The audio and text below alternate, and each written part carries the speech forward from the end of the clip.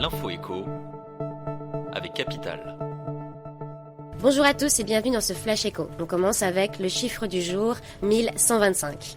C'est la moyenne, en euros, de la perte par habitant français qu'entraînerait une guerre commerciale totale, soit l'équivalent d'un SMIC.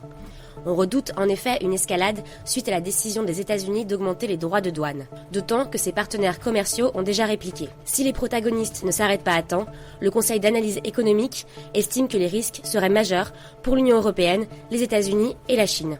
En France, cette guerre pourrait entraîner une perte permanente de plus de 3% du PIB.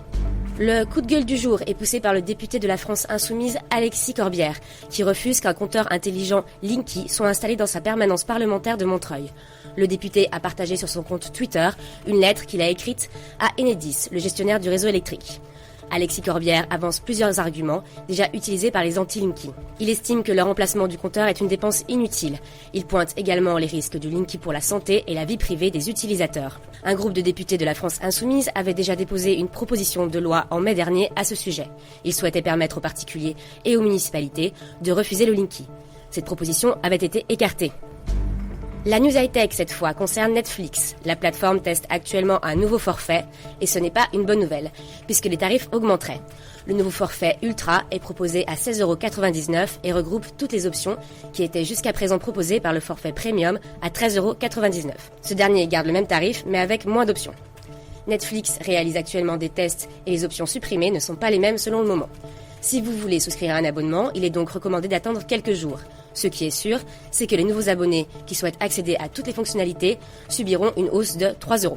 Les anciens abonnés, quant à eux, ne seront pas touchés par ce changement. On termine avec l'info pratique capitale. L'indemnisation de la maladie professionnelle a changé depuis le 1er juillet.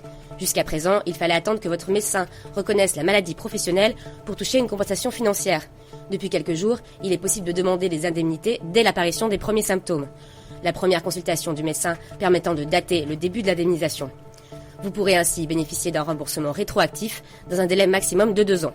Un délai qui reste trop court pour l'Association des accidentés de la vie, qui cite par exemple le cancer, dont les symptômes apparaissent parfois des années avant qu'ils ne soient diagnostiqués. À demain. C'était l'Info écho avec Capital.